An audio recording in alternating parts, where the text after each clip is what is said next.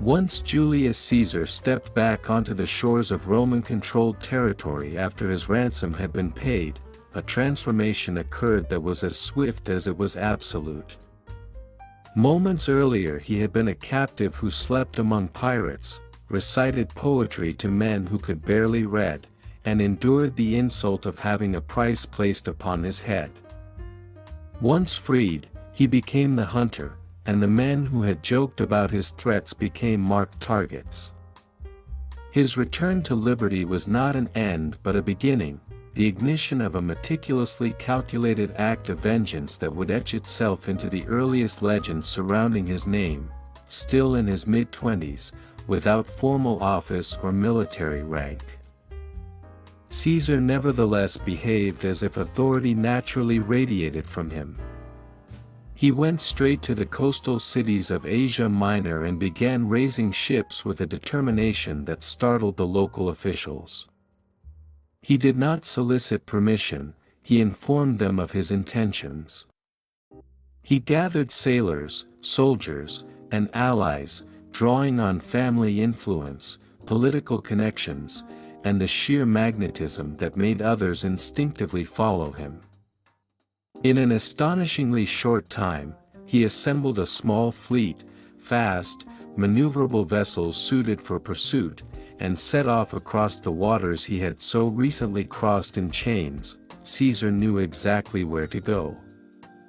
During his captivity, he had observed the pirates' habits, counted their numbers, and memorized the coastline of their hideouts. This was not a reckless chase born of wounded pride but a carefully crafted operation carried out with the precision of a seasoned commander.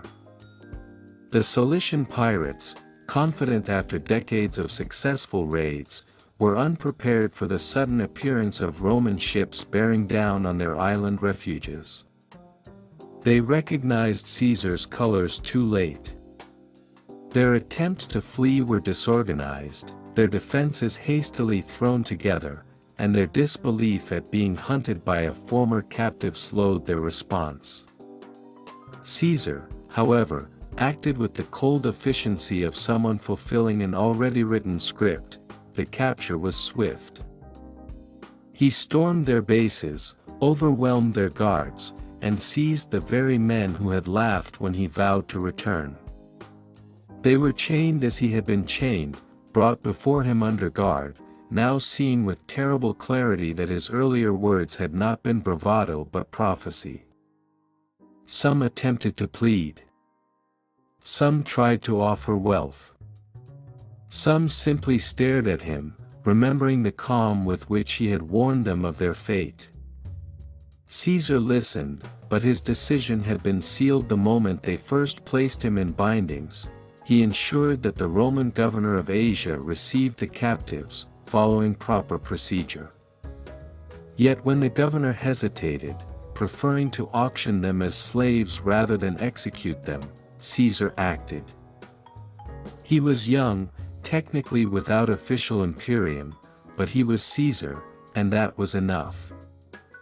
He reclaimed custody of the pirates and prepared to carry out the punishment he had promised them during his captivity: crucifixion, the most severe penalty in the Roman arsenal, reserved for traitors, rebels, and the most despised criminals. The execution site stretched along the coastline, visible to passing ships and coastal settlements. This visibility was part of the message.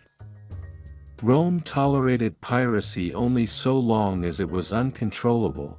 Once a pirate became a personal enemy of someone with Caesar's ambition, the full weight of Roman authority crashed down with uncompromising force.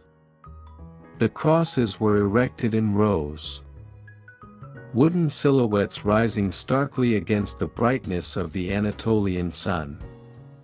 As the pirates were led forward, many trembled, their earlier mockery dissolved into raw terror.